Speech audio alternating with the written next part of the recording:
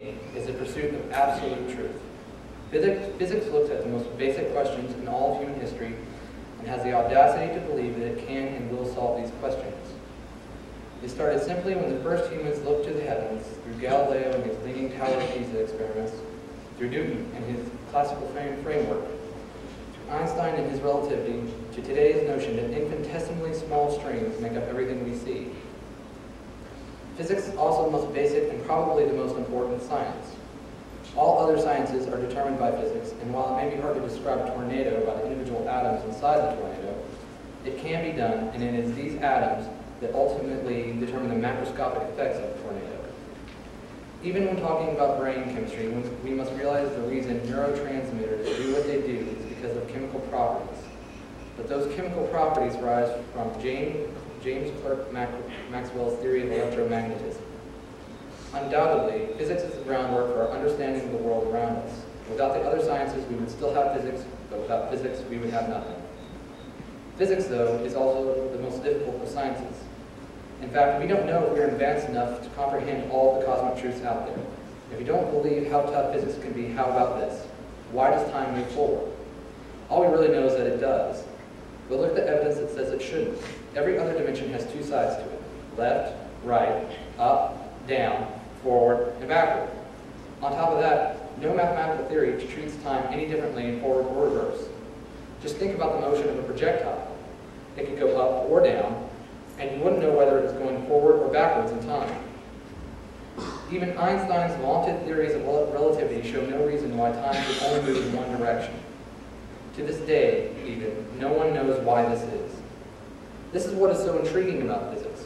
You probably never gave this question a thought, but it governs our whole lives. Another terrific question is what is at the center of a black hole? We are a smart species.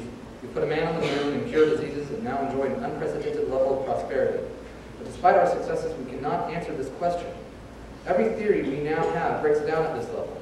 Many times the answer comes out to be a probability of infinity, which is absolute nonsense.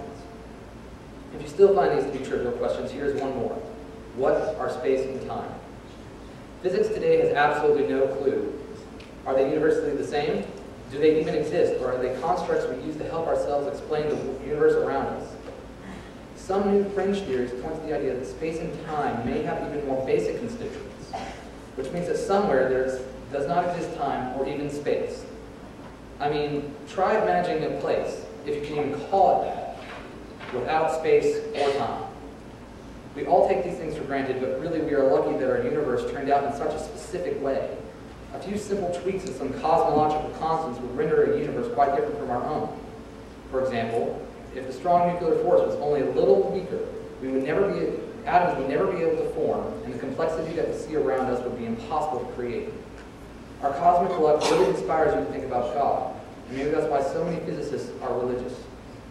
Ultimately, physics also has an element of the philosophical kind. Physicists do this because it does change the world for us. By revealing the world to ourselves, we make it deeper and richer than ever before. On this subject, I'll leave you with a quote from one of my heroes, Ed Whitman. This is for the love of understanding how the world works, what it really is.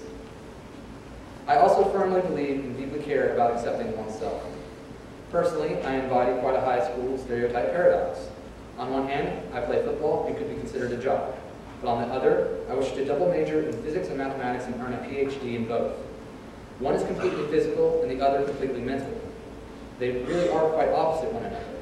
At Webb, this is not so unusual, but Webb itself is not ordinary. Out of the whole high school population in the nation, I'm sure that I am quite unusual. But I accept this as part of myself, as everyone should. Many times people use the cliche, be yourself. But what does that mean?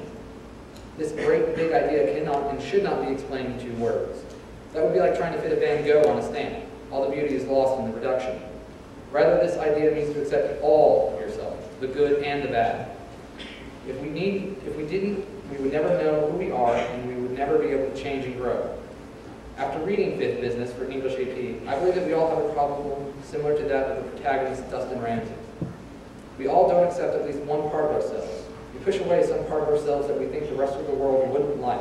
We fear being ostracized by our peers and the world, so we tuck that little part of us away, or we simply are repulsed by that part. But while it may be a hassle to deal with this side, we should, for if we don't, we leave ourselves woefully incomplete. If any of you remember Death of a Salesman, there's a part that's particularly relevant to this idea. Biff says, "I stopped in the middle of that building and saw the sky. Why am I trying to become something I don't want to be?" Here, Biff sets himself free by accepting who he is. That is what we should all strive for. We all need to find who we are completely and be that person. If we wish to grow and change, that is fine, but grow and change as a whole person so that the change will be complete. Finally, lore is important to me as well. Lore is that part of our culture that holds all of our legends and revered stories. Lore accumulates over many years and many generations, which makes it an intergenerational binding force.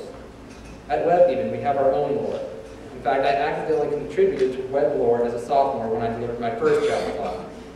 And actually, I would like to see that continue, underclassmen. But in any case, lore is something we often stick to despite the fact that it is no longer practical or necessary. Many traditions, in fact, can be annoying or bothersome but are still carried out. Lore also has the power to bring us together in a community because it is something that we share as a community. It is this power that makes lore amazing. Just think about on Saturdays at Neyland Stadium in the fall. Over 100,000 people, 100,000 people come together for UT football games and countless others tailgate, watch, or vote during the game. Other times, lore is much simpler, such as going to a certain family member's house on Thanksgiving. But each time, lore brings us closer to family, friends, and fun. Lore is also something that, as we age, will never go away.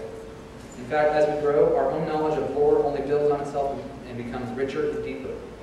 Every time we join a new group, we receive the lore and traditions of that group. As a physicist at heart, I understand and appreciate jokes about physics that most of you would not. And actually, in about a year from now, all of us seniors will be learning the lore of our new home, college. And even several years from now, we will still be loyal to those colleges we choose to attend. In fact, my great-grandpa, who was 88, still kept up with his old university, UT's sports. This may seem unimportant because of how common it is, but just think that it was over 50 years ago that he attended UT, and he still was interested in the university. While this is common social practice, no one ever said that he needed to do that, and really he did not receive anything material. But because he cared and put importance in the lore of UT, he received happiness and great memories. This is why I cherish lore, and I hope that it will always continue to hold a special place in our culture. I have immense enthusiasm for all these things, and now I hope that you see why. All three of these things are influential in our daily lives, and if we ignore them, we will be depriving ourselves of something of which we need at least a basic recognition.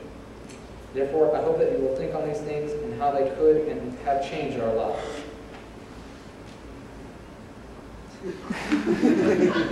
Well, clap!